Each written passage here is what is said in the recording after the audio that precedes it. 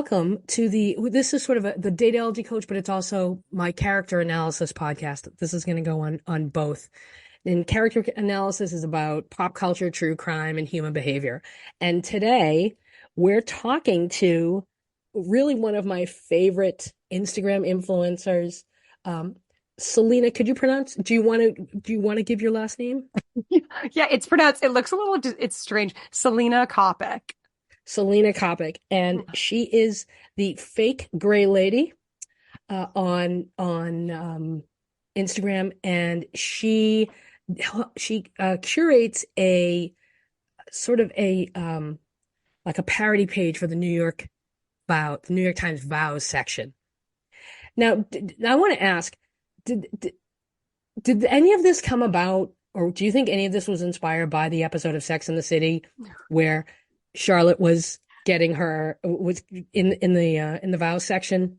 Oh, I mean, I will admit, like, actually, oh my gosh, I have so much to share here, and I love this so much. I mean, because Sex and the City touched on vows twice. They had Charlotte with the like unfortunate misprint, where she looks sort of cuckoo, and then do you remember when Big and Natasha, yeah, stick figure with no soul. Yes, oh my God, beige, or yeah, like yeah. Also, I used to be a tour guide on the Sex and the City bus tour in New York, so yeah, which amazing. I mean, what a like dream job, but insane. Like that So, was yeah. But sorry, go ahead. no, go ahead. Mm. I was just going to say, like, so actually, you asking about Sex and the City, this is a perfection question. I love it so much. I mean, I think the whole thing was kind of inspired by. I mean, I started reading the New York Times wedding section when I was 12 because I'm a strange weirdo. Yeah.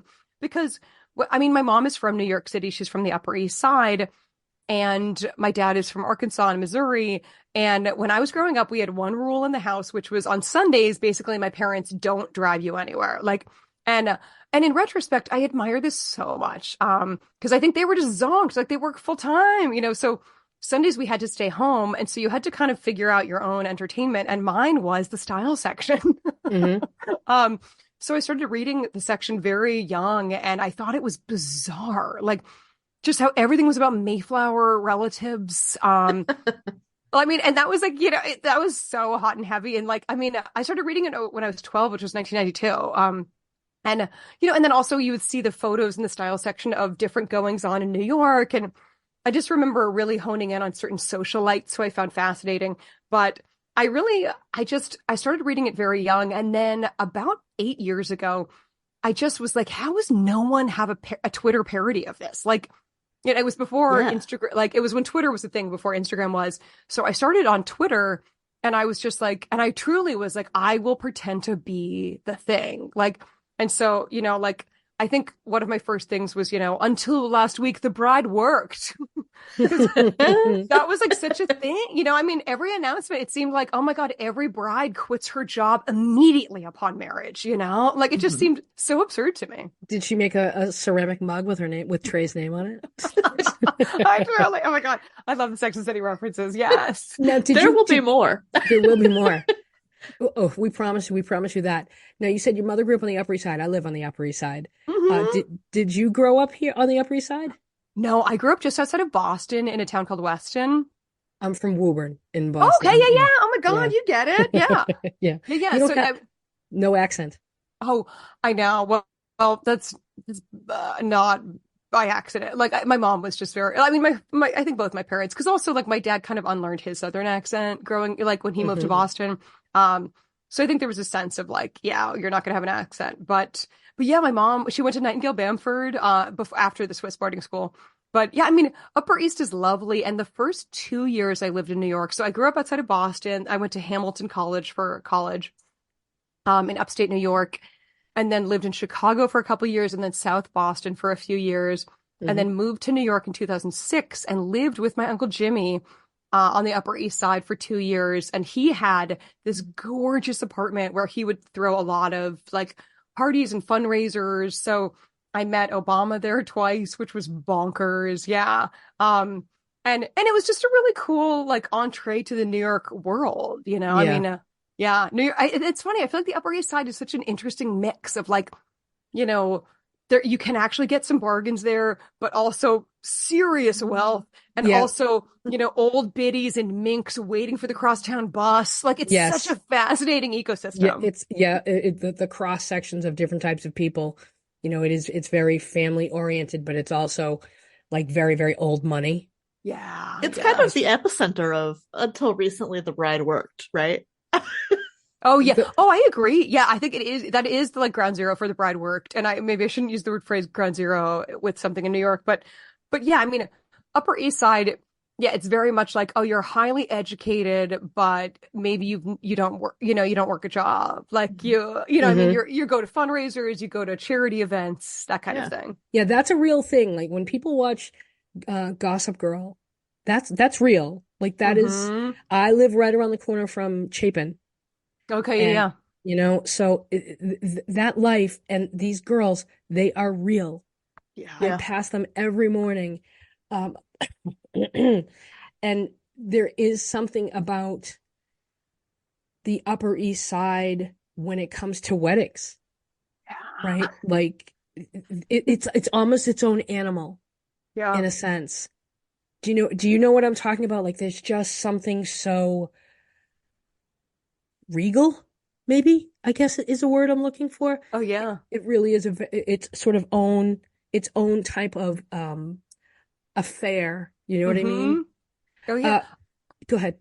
I was just going to say, like, I know, you'll see in the Real Vows section or people I know of who've gotten married on the Upper East, like, I mean, the amount of money that they must be spending is sort of remarkable to think about, Hmm. like, and Hmm. that's why I will admit, like, sometimes within vows, I feel like I speak the language of this, but I also don't think I'm, like, there's that Stevie Wonder saying where it's like when you're in it, but not of it. Like, I I don't like I don't think I really I'm not part of that world, but I think I've seen it enough and I've kind of swam in it in a shallow end enough to kind of do commentary. What I think you excel at, because this isn't easy, is No. you straddle that line between being funny and being mean-spirited. Mm, And you don't cross. Like thank you. there's never Oh, anything mean about it. thank you. Because honestly, Kristen, that is truly something I'm really striving for because I mean, I did stand up for 15 years and my like I just feel like life is too short to make people miserable and to be mean. And like Hmm. my whole ideology when I was doing stand up is especially like doing live stand up, people came out for a night. Maybe they got a babysitter. Maybe they're doing a 2 drink minimum. Like they're spending their money and they want a night away from their problems and they want a night for just silliness and I always tried, especially when I was hosting, I tried to create an environment of like, this is a club. We're all in on the joke. Hmm. We're all at a party together. Hmm. Let's have a good time. I am your friend and I will do Right. nothing but be silly and give you compliments. Like, um, and that's one thing I think about too. Like when I do the commentary on the couples, I try to never truly be mean to them because like it's a huge day. It's their wedding day. They're in the New York Times. Like this is kind of a huge deal. Hmm. And I mean, and back, like I will say 8 years ago when it was easier to zing like people who it was like Princeton, Cornell, Princeton, Mayflower. Like that I would sometimes make fun of. I would mock it, but I would make sure I didn't include their name usually, and I would just show. I'd be like, this is what, like if it was 3 items, if it was like Princeton, the Colony Club, and the Devon Yacht Club, I'd be like hat trick, like Yep. um. But I would never try to be truly mean to specific people. I've never gotten that sense from Thank anything that you. you've posted. I love your humor. And I think even the comments, like even your commenters, and I think they follow your lead. They pay attention, like, is she snarky or is she witty? And I see even your commenters are witty. Oh, Like the this is commenters are so funny. Like your sometimes commenters are go ahead. sometimes I'm like, oh, I wish I thought of that. Yeah, Like, they're so funny. you attract who you are, and I think you attract a very like intelligent group of women of all ages too. That's the other thing, because you'll see women in their 20s and women in their 60s in your comments, Yeah. which I think is Yeah. great. Now Would you characterize the fake gray lady? And how did you come up with the name? Well, I mean, the New York Times is the Gray Lady. Oh, got it. Yeah, Okay. that's like so, and I think a lot of people don't know that, but that's what sort of historically it was known as, is like it's all the news that's fit to print is their mantra, but then it's also called the Gray Lady. So I was just the fake Gray Lady because I was like, I'm just co-opting this thing. But yeah, it's interesting. Like a lot of people don't realize that. And I'm like, no, I'm true. Like, because I think that to parody a thing, you truly have to really align. Like, I think you can't be too, like, I think bad parody is when you go too far away from the thing or you don't ground it in a basis of the thing. So yeah, the fake Gray Lady is just because that's what the New York Times calls itself. Yeah. And well, that actually ties into the question. Would you characterize this project as parody or as satire? That's a great question because, gosh, that's a really great question because I know I mean, sometimes I'm like, what's the difference? Well, I mean, because like, I guess I'm trying to parody it, but I'm also trying to, yeah, like make a mockery of like, it's about the New York Times, but it's also about New York elites. It's about a certain type of, people in the social register. And because I also do commentary that's very much outside of the time, like where I'll do commentary about, just things that are happening in not even necessarily just New York society, but like, the American sort of within the zeitgeist at large. So I actually find that hard to tell. Like, I usually on my Instagram, it says parody in all caps, more as like a legal thing of like, ugh.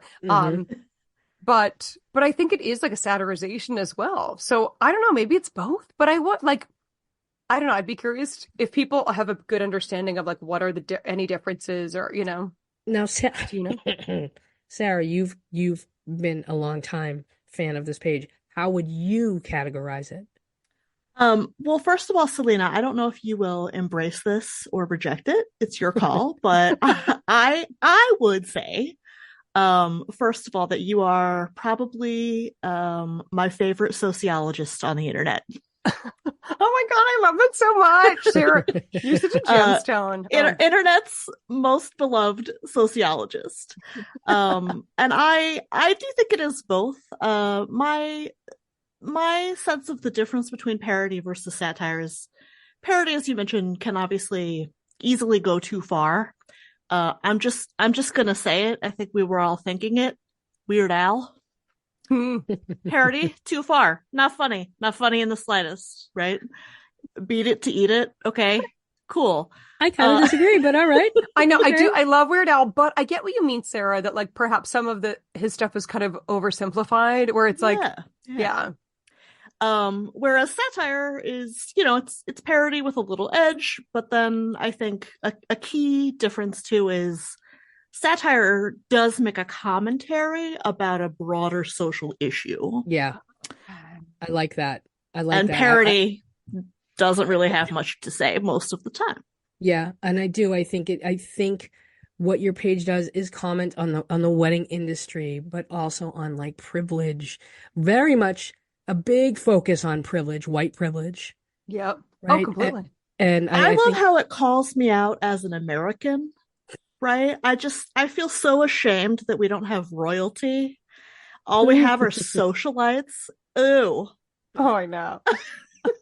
All right. So here's a great question that Sarah wrote. The poet and philosopher Samantha Jones once told Carrie Bradshaw, "Wrong ring, wrong guy." Do you think that's true? Oh my God. First of all, this is so what I love is just like, I just love how you guys are so prepared to have such interesting questions. Like I was literally expecting to be like, "Hi there, my name's Selena," like, oh my God, this is fantastic. I don't think that's true, actually, even though I love Samantha. And when I was a tour guide on the Sex and the City tour, we would have a whole section of the tour where you'd have to like say which character you are, of course, audience interaction. And because I would have 55 women 55 people on a bus cruising through New York City. And I'd be like, "What do you identify as?" And I always said that I was 70% Samantha, 30% Miranda. I was like, "I'm a slut and I don't expect you to call me back." But yeah, because that Miranda cynicism of like, "You're probably never going to call me. See ya." Right. But wrong ring, wrong guy. I mean, I don't know. Like, I generally think no, because I think that a lot of straight men are not plugged into what is the cool ring or what might my partner like, um, but I do think that it can showcase a lack of understanding of one's partner, which I do find sort of worrisome. Because I will say, like, my fiance and I, from the jump, I told him, like, I don't like diamonds. I find diamonds problematic. All diamonds are blood diamonds. Even if you say they're not, they are, like, and I said, I was like, I just want something different and or ideally vintage. And so he and I just went to a vintage shop in our neighborhood and bought the ring together, which I'm not wearing right now. Sorry. And it's just this like cool ring that didn't break the bank and it wasn't absurd and it wasn't some freaky surprise. Like, we bought it together and it was something that we both loved, So I do in some ways think that, right ring, right guy can be a thing and wrong ring, wrong guy can be a thing. But I also think try to have grace for guys who are trying. So this is obviously the episode where Aidan proposes, correct, Sarah? I don't know if it's the one where he proposes. Is it a separate episode? Oh, where but yeah, does she like find it? Yeah, she finds the ring in his duffel bag, and the fact that he has a duffel bag, right? There were so many signs that these two were so poorly matched. And I really think that thing with the ring was the writers hammering home. These two are not good together. Mm-hmm. These two are not compatible. And so for 20 years later, or however long, when they brought him back on this season and he does the whole little snap thing, when they brought him back on, people were like, now that we had the space and the time to look at the relationship, like that was a really toxic relationship. And I felt like him not knowing, what kind of ring to get her, especially when she's all about fashion and jewelry and accessorizing and like, bro, this is a big deal. Yeah. You don't fuck this one up. And it was almost like he just didn't care. Yeah, I know she's wicked into this, but. Yeah, it almost feels like and also I love you said wicked, mwah, Massachusetts. But I mean, it also it almost feels like the kind of thing where like, and I feel like you see this on the internet a lot now recently, where people talk about almost like deliberate, what do they call it with a lot of men, where it's like a kind of weaponized incompetence. Exactly, that's it. Like weaponized incompetence of like, for him to be like, Adoy, I don't know what you're into. And it's like her entire life is fashion and Vogue. Like, literally take Miranda or Samantha or Charlotte out for a drink and be like, hey, what is she like? Well, he did take Miranda. Didn't Miranda pick it out? Miranda picked the first one out. Yeah. She helped him pick the first one out. But you just said the magic word, Vogue. Pick up a magazine. Look at the rings in the magazine. That's what she sees. Yeah. Like that's where she's getting her idea of what she wants.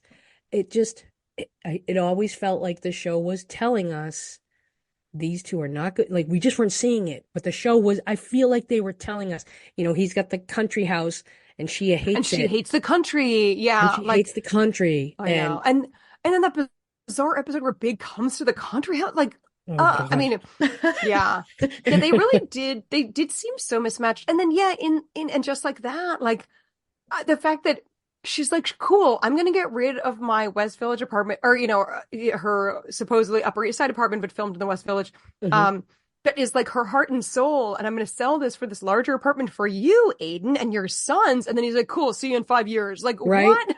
And he's given her no indication, none whatsoever, that this is a wise decision. Yeah. I don't know. No indication that like, yeah, we're going to be together. Yeah. Or, yeah. Did he get her a ring? No, he didn't even do that. Oh, no. I mean, but also everything about it just like that. Like I was posting about this on Facebook during seasons 1 and 2. Just, it's so bad. Like it feels like a show written by people who never watched Sex and the City, but someone described the show to them once. Yeah. Like, yes. It feels like they don't have a sense of the characters, the choices that the characters would make. I mean, yeah, I mean, it's like it was written by AI. Oh, truly, yeah. I mean, do you remember episode 10 of the first season? She's like, "Oh, this is this lamp that represents Big." Like I just feel like they so often they would try to have asinine. Yeah, it was absurd. Like, and it just seemed like, it just in stand up, you have to have a setup and then you can have a punchline. And I felt like they tried to have a lot of like punchlines or just like things that we're supposed to know, but they'd never set them up, and Yeah. it felt so, I was just like, do you have different people writing every episode and no one's talking to each other? Because that's what it feels like. Yeah, the continuity, there is no continuity in the humor or in the storylines at all. Speaking of and just like that and getting everything wrong and engagement rings, does anyone else on this call agree with me that Big also got the ring all wrong? Wait, which was Big's one? Was that the one that was like green? Big gives her a chonky black diamond. Oh yeah, he did. Uh-huh. When? In the first chonky movie? It might have been in the movie, but the movie is canon, so I'm gonna. The first movie is canon. The second movie is trash. Yeah. Oh, well, yes. Yeah. Big gives her a black diamond. I feel like it resurfaces in one of the seasons of And Just Like That. And it always felt wrong to me as well. Oh, well, my feeling about Big was always like, he is an awful guy who cheats on every wife he has, but like, and I used to say this on the tour, like, but he's one of those guys where I would totally be like, no, Aidan, I'm into this guy, like. I said the same thing, and Kristen thought I was just, I don't know, gaslighting her, I guess. So just being a contrarian. I want to, since let's stick with the Sex and the City and Just Like That theme. What is the correct response to cake face smashing? And who do you think would be a face smasher? Big or Aidan? Or both. Or both.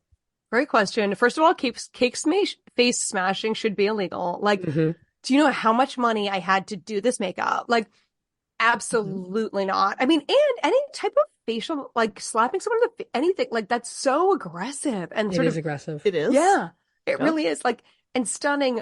I think if it had to be one or the other, I could see Big doing it more. And because I think that Aidan's a little bit more in touch with like tenderness and himself, like, but I could see Big sort of thinking, it's funny, what's the big deal, my buddies at working in finance do it, like. Yeah, Aidan's more of a smearer. Yeah. Okay, listen, Big's a smasher. Aidan is a passive aggressive bitch. And he never ever got over Carrie cheating on him. Yeah. So I can see him when I said this with the last and Just Like That, when he was like, yeah, so I know you sold that apartment that you really loved, and you plopped down a bunch of money on this huge apartment, but yeah, I'm gonna take off now. Bye. Yeah. Like, peace out. He's a passive aggressive little bitch, and he, I think, has always been about getting her back. So I see him even on their wedding day taking that cake and smashing it in her face because he still resents her for cheating on him 10 years earlier, 15 years earlier. That's a really interesting point. And it does align with, like, have you guys ever heard the phenomenon of, and I remember experiencing this in college, of like straight women, we are expected to like take our licks and take our heartbreak and keep it stepping. And we, put on a happy face and meet the next guy and on to the next. And like, I mean, I knew a guy in college who like, he got dumped in high school by a girlfriend, and like literally his entire reputation in college was like, he's been through a lot, man. And I was wow. Yeah, like I think we give so much grace, and we have so like, I think we perceive the trauma of heartbreak in straight men we just treat it with such kid gloves. And I get what you mean, Kristen, and I tend to agree that I could see Aidan maybe being somebody who would like bang that drum a lot, Oh yeah. I don't think he wouldn't even go into her apartment. He wouldn't even go into her apartment. No, there's too many bad memories up there. But man, the night he's gonna dump her, weirdly, he's able to get past all of it and go into that apartment because he knows he's now gonna sort of take that place back. Yeah. Right? Like, no, I'm gonna dump her now here, and that now it's a positive place for me because I took back my power, bitch. So sorry. The jacket Um, was also unforgivable. oh, the Rhythm Nation jacket, as Sarah Yeah. put it. Yeah. The Nutcracker jacket. Um, That's the one. if you could attend one celebrity or royal wedding, whose would it be? Ooh, well, I gotta say, I couldn't care less about royals. Like, I find them so boring.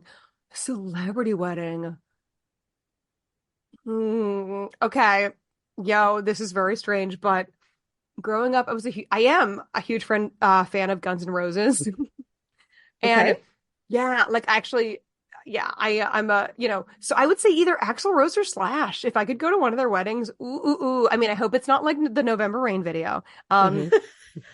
But yeah, I would. I don't know, just because like I love them so much for so long, and like I know Axl Rose. I think he could be getting married any one of these days. I know Slash has a long-term girlfriend. But I would say one of those. Is that Okay. weird?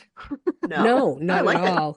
I loved I think I loved John Kennedy's and Carolyn Bassett's, Oh, that's what I was gonna say. right? I mean, it's Yeah. just Yeah. Oh so my God, under we mean the past or the future? We could go back in time? Oh oh, yeah. oh yeah, Oh, okay. Sorry, I thought we were talking about future. Oh my, yeah, I love looking at photos of theirs. It beautiful, just was, yeah. Like, also I understated. loved, yeah, I mean, and they both are so gorgeous, but like, yeah, understated, just like her dress. Oh, and then the gloves. And The whole thing. what I really love about that was the staged fight, the staged breakup that they did. Like the press was watching every move they made. So they staged a breakup. Everybody bought it hook, line, and sinker. That's how they were able to get to wherever was it. I don't know It where was they went. South Cape Carolina, Cod. I think. No, I believe you would expect Hyannisport, but I believe they got married in South Carolina on this teeny island. And that's how they were able, Oh, because he got married wow. and no one knew until 2 days later. And I just Yeah. remember the headline Hitched. And it was Mm-hmm. just that picture of him kissing her hand. Yeah. And he was able to pull that off Wow. Because that was because the of that. era when they were like stalked. I Oh, mean, yeah. Oh, Yeah. yeah. Yeah. yeah, So it's that so, yeah, the fact that God. they were able to get away, like they were able to pull it off Yeah. is Oh, that's such so a cool. huge deal. Yeah.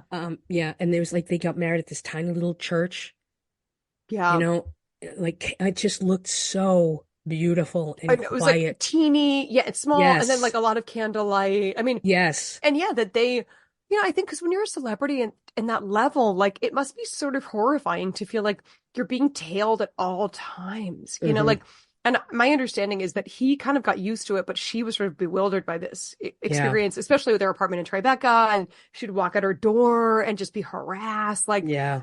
so it's so, because also didn't, I remember hearing something that like her publicist was like, I think sort of tried to plant a rumor that they're getting married in Ireland or something. So like some press was flying to Ireland or like, I mean, but also the breakup perfect, like I think they were just like, let's confuse people. Yeah. And they did, well, he grew up with it. So it was second nature to him. Right. And he also, growing up with Jackie O, who was just so like, so, what's the word? Understated. I don't know.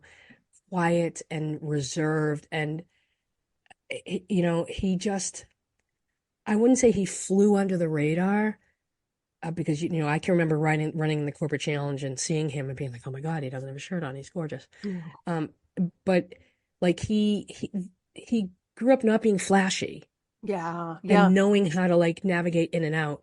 And she didn't. And that must have been tremendous stress on their marriage, Oh yeah. My you know? understanding is it was completely like, yeah, I can't even imagine that. And I mean, do you remember Jackie O was tailed by that? It was sort of, I felt like this guy who was almost a pioneer of the like paparazzi nag who would like just be outside her building all the time. And I remember sometimes he would wear a football helmet and like Hmm.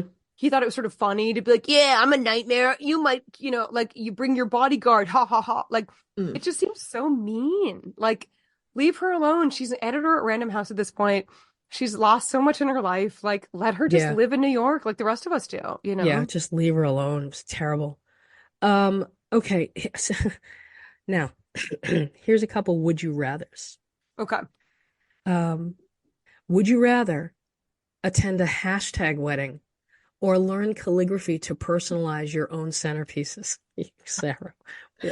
Oh my Did you God. get this? This hits close to home because literally just today I emailed my parents. I was like, how do you hire a calligrapher? I Fiverr. Fiverr, oh, yep. oh, yo, hot Uh-huh. tip. Thank you. Thank you. Literally, thank you. I think I might rather attend a hashtag wedding because I have, and you know what? If you want to do a hashtag wedding, go for it. It's not my jam, but um, but yeah, if you want to do it, it is less work for me to post photos with the hashtag than it is to learn calligraphy. That's true. Yes. And there's something charming about a photo booth moment. Yeah. Yeah, who doesn't like a good photo booth? A little mustache on a stick. Yeah.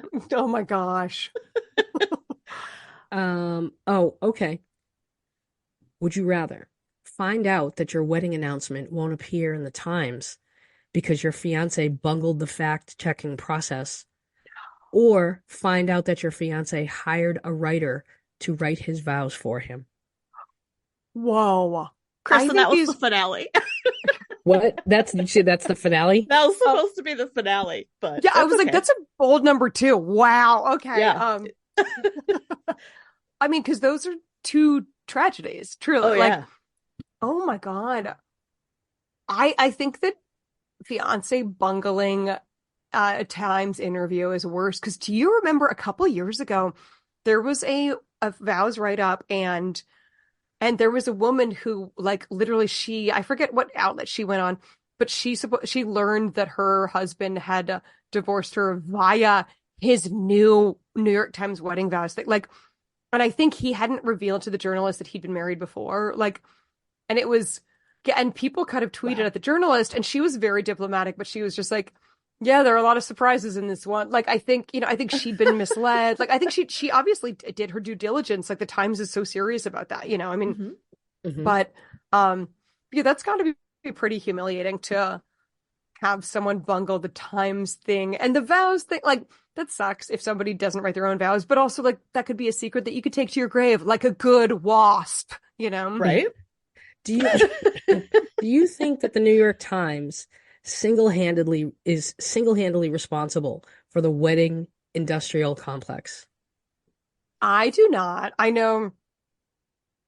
Well, yeah, I don't think I do. Although they are one of the oldest games in town with this, you know, like my parents' marriage was in the New York Times. And every year I share it with, you know, the NYT followers, NYT vows followers. But no, I mean, I think that the wedding industrial complex is, you know, it would happen no matter what because it is a machine of money. Like and that's what kills me about planning my wedding currently is it is a machine that will tell you you can't just have a chair. You've got to have a cover on it. Like it is a machine that will tell you like, you know, all of these extras, you should be embarrassed if you don't have them. Like, I mean, honestly, it's so, and this is why like I've kind of loved mocking this industry for so long because, you know, I'm in my 40s and I went to a ton of weddings in my 20s and 30s. I was in a sorority in college. So, you know, like I've been to so many of my sorority sisters and my actual sisters and my hometown friends.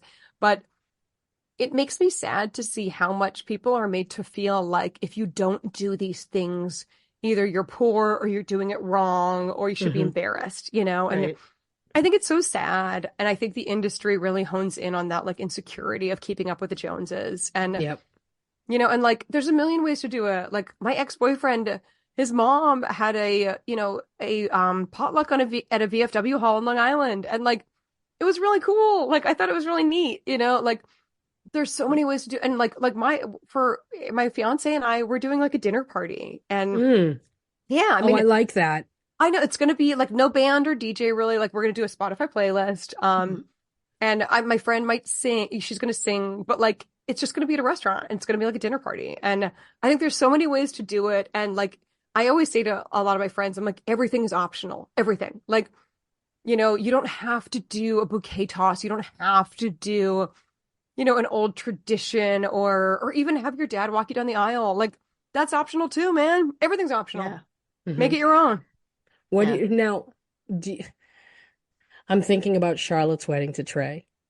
Remember how when they're trying on the bridesmaids' dresses, and she says, like, it's my wedding week. Miranda, you get a day, one day. And they're really, this idea that, like, how many brides, I wonder how many friendships have been destroyed by this kind of, by asking your friends to be in your wedding. Oh, And then, Innumerable. like, The the, limit does not exist. Oh, one of my favorite things I posted on NYT Vows, and this is based in a true story, was like, if you've never had an emergency meeting with your therapist after a bachelorette party, have you ever been a bachelorette? Like, or a bridesmaid, you know, like, but yeah, like and I mean, and I don't blame the bride. Like, there's so, like, anytime that you're going somewhere else with like 13 people for a weekend, it's gotta be a party. Like, it's gonna, like, I mean, I remember I got back from Vegas one time and I literally called my therapist and I was like, we have to have an emergency meeting. Like, I'm like this, I feel like this is crazy. I feel weird, you know, like, it was really upsetting. And yeah, it just puts so much pressure on, not just financial pressure, but also the sense of obligation that women feel to like contribute to these things and what they have to suck up. Like oh, what some completely. of them have to suck up, like the attitude and the bullshit. And I just like, but also here's a question that I have, or that's come into my mind. I want to know how the hell Carrie was able to afford to be in what's her face's wedding. Oh, that's a good question. Yeah. The Yeah. dress and Wait, the shoes and the hair and the gift and I know. Because she was supposedly always sort of I mean, she had the rent stabilized apartment and like Vogue was paying her and like $4 too much a word. That's good. which also, but And also you'll that's make two. not realistic. That's not realistic at all. I mean, that's what killed me when I was a tour guide. Like people would be like, so you just live in New York and you can sort of be a freelance writer? And I was like, no, like, no, I work, I mean, I work in publishing 40 hours a week. But yeah, I do wonder, like, or even, I mean, her wedding to Big, I suppose he was paying for the entire thing, like at the New York Public Library, like all of You that. know, how much of that? Because at that point she had a number of bestsellers. Yeah, that's But true. this is That's true. what I always said to Sarah, like he only started to consider marrying her when she was on his level, right? Yeah. Like until she started making her own money, but not just that, status. He wanted somebody with status. And it was fun for him to date the sex columnist because it's like, oh, the sex columnist, she must be great in bed. But that wears thin very quickly. And then it becomes about, because remember, he buys her that hideous purse because he wants her to fit in that duck purse, Okay. that like God, I can't bejeweled, remember. Okay. the like the little duck purse. Okay. It's pretty early on. Is that season one? That was like season 1 or season Okay. 2. I haven't seen He season was one in so long. Yeah. he was always trying to get her to fit in. Yeah. Like I think he was. I don't. Everyone always says, "Oh, he was so embarrassed by her." Was it that he was embarrassed by her, or I mean, maybe he was, but it really always was. And I think he never took her seriously because she never fit in his world Yeah. until she became a best-selling author. And it wasn't Mm-hmm. about the money; it was about the status. And I think that's that's a great point. Yeah. And I do think that there's certain like men of his status. You know what I mean? Like, do I think that because you hear these stories of, oh, he'll date, like the cocktail waitress, like Matt Damon married a bartender, right? But I think in Big's case, because of the finance and his mother, him and the mother go to church together. Yeah. Yeah. It's all very much a scene, Mm-hmm. right? Like it's very much about appearances. And I think for him, like it really was all about appearances. Yeah. And it's funny because I think they tried to be like, oh, Trey has the waspy mom, Bunny, and Trey's the wasp. But it's like Big also was, like, Yep. yeah, Yep. like Big also wanted, I suspect he was a secret, like a wasp. And and it was always being driven around by his driver and he works in finance. And because also, I mean, and you're right, Kristen, like the fact that it wasn't like after one book or even like, because your first book advance, I mean, I bet she made 10 grand, like maybe Right. 12, Right. like, and yeah, after your agent cut, like it's not money that's going to change your life, Mhm. But then after enough of them, Right. which Suddenly is, she was more serious. Yeah. But it's interesting too, because then within the show, they never really talked about like her, like we never saw her like getting really recognized that much, like I don't know, you might think if she's like a 3-time author with this really popular column that like, if she's out at like bed and she's yelling at Berger's friends being like, like I mean, I love that episode, Uh-huh. but I don't, and granted, like I guess, they were always showcasing a sort of idealized version of New York, but the fact that we so rarely saw her like get recognized. Like I think they wanted her to be seen as like, oh, just a regular gal in New York. It's like, no, she's not, especially by seasons 5 and 6. The episode where she meets the shoe guy, who like the actor Murray Bartlett, like this was I think the first time we ever really saw him. This was his first big role. And he's a gay man and he runs into Carrie. He's like, Carrie Bradshaw, like you're my Bible. Oh yeah, Bullshit. yeah. Bullshit. Like why? Yeah. Yeah.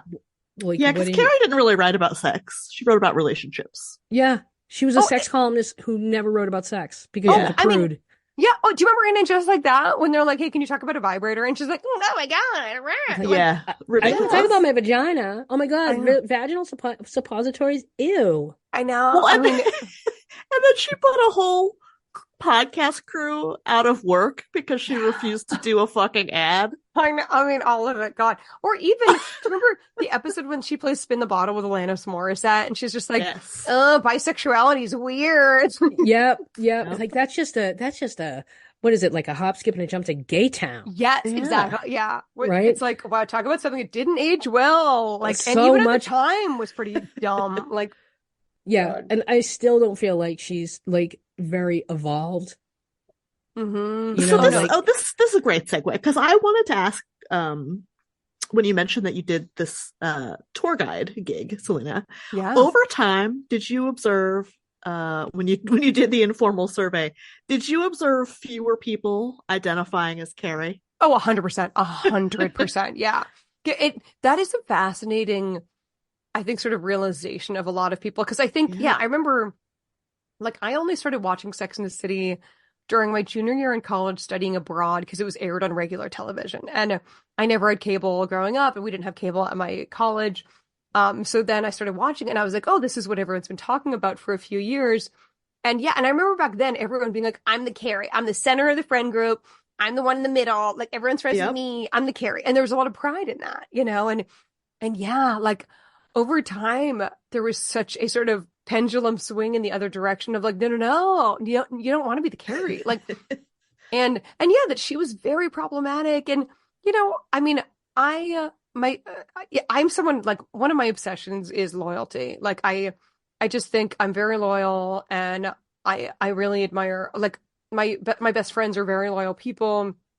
I'm really obsessed with loyalty. And I just feel like I look at someone like Samantha, and she's such a loyal friend, like, and she is so when, and I used to say this on the tour, I'm like, if you think that Sex and the City is a show about shoes, like, you're missing the point. Yeah, you're missing the point. Like, it's a show about friendship. It's a show about chosen family. It's a show about making your choices and having your community around you. Like, and I feel like the person who encapsulated that the most was Samantha. Absolutely.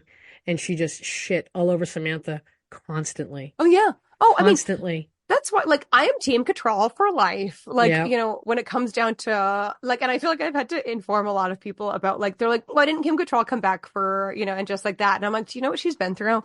But yeah, like, she's the greatest character. She's the greatest actress. And she was, given so many shitty storylines and insulting lines given to her. Like, and she handled it beautifully. And I love that she was like, no, the storyline for me going into And Just Like That, which was originally going to be the third movie, was that Brady is sending me dick pics, and I will not abide the storyline. You know? Right. So she walked away. God bless. Yep. All right. Poor Brady. They just couldn't find a single thing to do with his character. They really couldn't. They also, can I tell you something insane? I live in South Park Slope, and I was at my local bar, which I won't give the name of it, but on Saturday night, and that actor walked in. Oh, really? Yeah. You can't miss him. I know. Yeah, I was like, that curly red hair. Like, I was like, oh my God. Like, yeah. I know. And just like that. Right? And just like that, Brady walked in, and I was like, "Show your ID, kid." Now, since we've been talking about this and we mentioned Carrie's ring, can we talk about when she put the ring on her necklace? We can. Oh, And we will. I mean, And that we was will. so.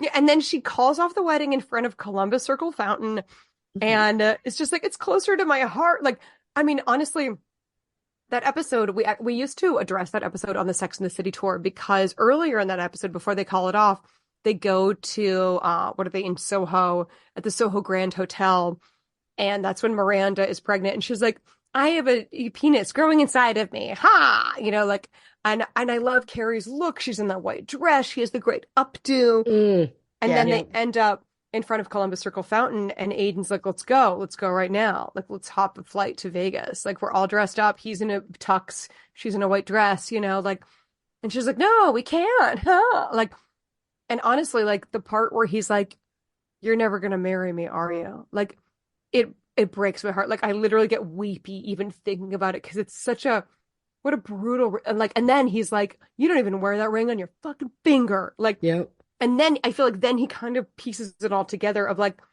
oh my God, you put it, you know, and she's like, it's closer to my heart. Like, but I always found that like, what a bizarre kind of bridge too far for her that she can't put an engagement ring on her finger. Like, what are you talking about? And apparently she also couldn't wear a wedding dress. Remember? It made her break remember out that? in hives. She like broke down in hives. Yeah. But keep in mind, that's why she was in the white dress. I'm just making this connection now. That's why she was in the white dress. She was dressed for a fucking wedding. Mm-hmm. But he also know, apparently, John Corbett ad-libbed at the end of that scene where he said, I can't believe we're back here. Like, he ad-libbed that. I don't think that was in the script. Wow. And it really was such a great line because it's like, yeah, like here we are again. Exactly. Yeah, because you didn't hash out the problems before you just pretended there were none. Yeah. That was their entire relationship was pretending or ignoring the growing list of red flags that these two were very, very incompatible. Oh, yeah. And that he always wanted to be in it and she kind of never did, you know, like, and it's heartbreaking, but I felt like time and time again, she was just, I feel like time and time again, she was kind of the like block to any forward motion or progress. And yeah, Kristen, I agree. Like, and it's that was such an interesting choice by the writers. The writers season 1 through 6, good writers. Yeah. Yes. But yeah, that they had it was like a black and white ball, like you know, sort of hat tip to Truman Capote or whatever. But that they had to be in black or white. So like, of course, they put Carrie in white. She's in a wedding dress. It's like very clearly a wedding dress. Yeah. Like she's dressed to be in a wedding. I know. And I forget, I remember he said either like, let's hop on a flight and go to Vegas or let's go to Atlantic City, which like, that would be like a short car Let's ride. get Maui'd. He wants to get Maui. Maui'd. He wants to get Maui'd. Right? Oh, yeah. So she's in, like we see the episode where she puts the dress on and she's, you know, scratching at it, like, get it off. Yeah. But when she's got the wedding dress on, she's not getting, it wasn't the wedding dress. No, yeah. It wasn't the idea of being married or getting married. It was him. Yeah. It was always him that she was responding to and reacting to. Yeah. But because he felt, you know, he was sort of the opposite of Big in the sense that he was present and he was available. Yeah. But see, at least Big was, what you saw was what you got with Big. Big also made no demands of Carrie, and Aidan really did. He really, yeah. Like, Aidan was constantly trying to change her. Which is why I would pick Big over Aidan. Oh, I would still want Leave Burger me to come alone. back. I still want Burger to come back. Burger? Oh my God. Burger? Absolutely not. Like, oh, I mean, and maybe, I mean, I love Ron Livingston. But we all do. I don't know, like when I was doing stand-up, I cannot tell you how many men I went on first dates with who were like, I've always wanted to do stand-up, like, or they wanted me to be their like orientation leader to stand up. Like, I I don't know. Ron Livingston reminded me of men I knew who wanted the exact same thing that I did in, like career-wise and creatively. And I was like, oh no, those guys will like, it's not good. Like they will try to either, like they'll try to either derail your career, undermine your confidence, which happened to me numerous times with improv guys. I just felt like Berger never appealed to me, and to not even have the guts to dump someone, but to do it by Post-it. But okay, but this is how we do it now. Like we break up via text now. I know. Right? Yeah. Like we have morphed into this. We have morphed into this society where we're very disconnected. Yeah. Oh, you guys, I'm so sorry, but I have to say that if Carrie were a real person and she were here, she would make this pun, which is that now we don't even use Post-its, we just ghost it. Oh my sorry. God. Oh my God. Sarah, apologize, Sarah, apologize again for that, please. I'll be writing for Just Like That season, whatever. Seriously. I think that just got you the gig. God, the ghost. I mean, that's one thing that, like, that's my least favorite part about Sex and the City or And Just Like That is the usage of puns. Like, I mean, I literally, I quote on a regular basis, when you're tired, you take a Napa, you don't move go to Napa. Like, I'm sorry, I blame Michael Patrick King. I think he's the king of terrible puns. Like, I just suspect that everything I hate in Sex and the City comes from him. Maybe. Well, him or Darren Star. And Samantha really was, like, Samantha was supposed to be a gay man. I'm convinced Samantha was supposed to be a gay man. 100%. Yeah. Or was written like a gay man. Yep. Right? And I do. Her character is a cipher. Is that how you pronounce it, for a gay man? Yeah. Yes. Yeah. I thought it was, at least. But I don't know. I like Darren Star. I like his brand of stuff. Michael Patrick King. I think that the reason I don't like, and I don't mean to be mean to him. I'm sure he's a nice person, but like, And Just Like That is very much his baby. And I think that is why I think it's terrible. Like, I don't know. I just hate puns. I hate puns so much. Who is responsible for He's Just Not That Into You? Okay. Greg Berhardt. Yes. Yes. Yeah, that was his book originally, right? Which I remember I read that junior year in college and it changed my life. Oh, life-changing for sure. Yes. Right. But in the movie, do you remember how in the movie, so Jennifer Aniston and Ben Affleck have been together for like a decade and he doesn't believe in marriage. Like that's his thing. He doesn't believe in marriage, but she really does. And I don't know like why she's sticking around, but she does. And they break up and then he finally proposes to her, even though he's told her he doesn't believe in marriage. And he essentially gives her a shut up ring. Ooh. Do you know what, like, that's the new term now, the shut up ring. For like the guy you've been dating 5 years and he's just done. He's like, yeah, I think this will do. It's the shut up ring. And that's what that was. And 15 years ago when this movie came out, we were like, oh my God, that's so romantic. But now we look at that and we're like, oh, he's just done dating. Yeah. He's just done dating and he's like, okay, now I'll give you the ring because now I'm ready. You know what?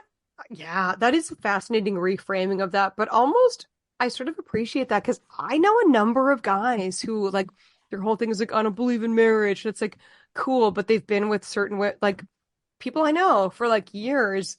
And it's like, I appreciate Mike Birbiglia said this in one of his one-man shows where he's like, I didn't believe in marriage, but I believe in her. You know, it's like, yeah, I understand not believing in the institution of marriage as an idea. And I agree. Like when I was in college, it was before marriage equality. I didn't believe in marriage because I was like, I won't join a club that would not have my gay friends as members. And then once marriage equality passed, I was like, okay, I could be open to this. But like, I don't know. Yeah, I think it's so like, I know guys where I'm like, I think you're really being very cruel to your partner right now because she does. And you claim you don't. And it's not just about you, you know? Right. So either cut or loose. Exactly. Yeah. You know Should her get off the pot. Like, yeah. Right. And maybe get off the pot and stop wasting someone's time. If you're like, this is I also find it sort of fascinating to know straight guys who are like, marriage is a real political issue for me. It's like, you know who has more to lose in this? I don't know. Everyone else. Us. Yeah, us. We women have more to lose in getting married. Exactly. Yeah. You know, men are like, oh, well, we might financially, blah, blah, blah. Yeah, we'll die. Hmm. Like Yeah. we lose years off our life.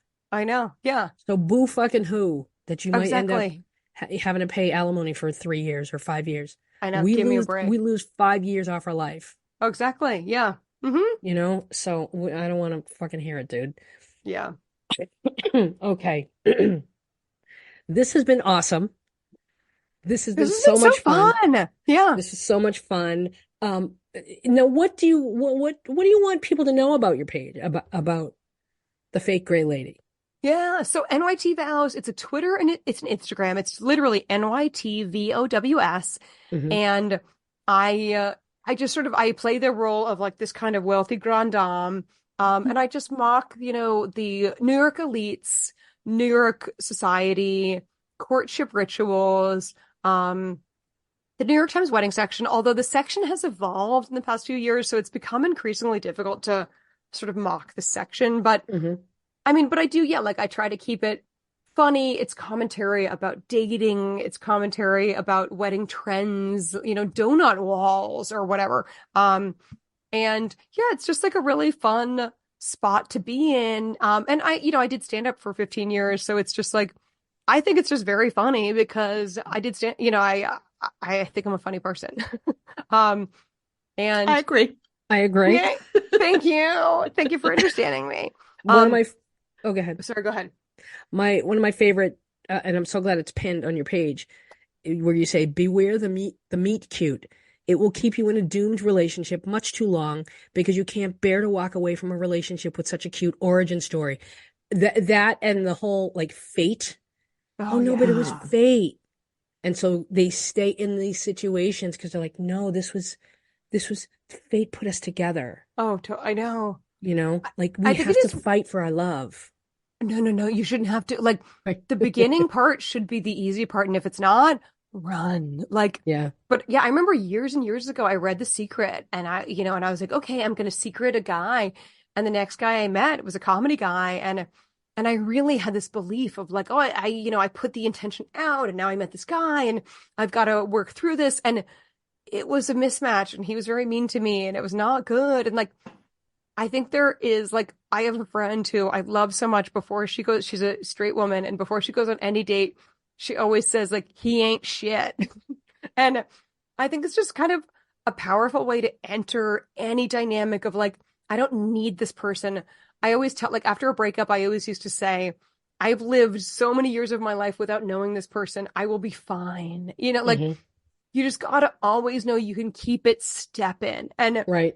And yeah, I think like, yeah, I remember years ago I met a guy at Yankee Stadium and he was a Red Sox fan and I'm a Red Sox fan and he just spilled his beer. And so I gave him an extra beer of mine. And oh, the meat cute. Oh, Like, it's so yeah. cute. Oh my So God, cute. yeah, I know. I'm like, and you know what? He's not a bad guy, but it wasn't a match. But like, I probably gave it a year and a half of my life, Yep. and Yep. I Because shouldn't you have. I think, should have been like, oh, that's just a guy I met, whatever. yeah, because you're thinking, oh, the universe put us together. Oh, exactly. Yeah. That's Because so we all watch too many movies. Yeah. right. Too many rom-coms. All Yeah. right. Where can people find you, Selena? Yes. So it's Twitter and Instagram, NYTVOWS. And then also my personal Twitter and Instagram is Selena Kopic, which is SELENA COPPOCK. Also, I have a stand-up comedy album on iTunes and Spotify called Seen Better Days. I do have a number of jokes about wedding culture. And I have a podcast called 2 Wick Minimum that is just about candles. Yeah. It is. Oh shit, what you burning? Yeah. I'm actually burning one, but it's too far for me to grab. But I love it. Yeah, I love a Oh, candle. yeah, I love a good candle. I love a good 3-wick candle. Yeah. Oh my God. 2 Wick Minimum. Yeah. That's my pod. And I usually put out new episodes every other Tuesday. It's really silly and fun. I started it during the Trump administration because I just needed something happy in my life. Yeah. Yeah. So yeah, it's just like it's a fun kind of wrong, like it's light, it's silly. We just literally just talk about candles. It's very earnest. It's fun. Yeah. So yeah, I think that's all I got going on. Yeah. Thank you so much for doing this. Thank you both. This has been a treat. Oh, no, thank you. This is all around. I think this was such a great conversation, and people are really gonna having the Sex and the City tour guide. That little insider experience is going to be a big bump. I think people are going to really enjoy your insights from that. Okay. Follow us on Instagram at DatologyPod and My Character Analysis. Both, because I have two podcasts, so I'm going to be putting it on my Datology Coach and my Character Analysis podcast. And follow our Substacks, datologycoach.substack.com and characteranalysis.substack.com. And you can follow me on TikTok at Datology Coach and My Character Analysis. All right, Selena, thank you so much. And I hope to do it again at some point. I would love to do this again. This has been great fun. I know, this has been awesome. Thank you both so much. Happy wedding. Congrats. And happy wedding. Thank you. I'm in the midst of wedding planning, and oh boy, it's tough. Talk about comedy. Okay, guys, have a good night.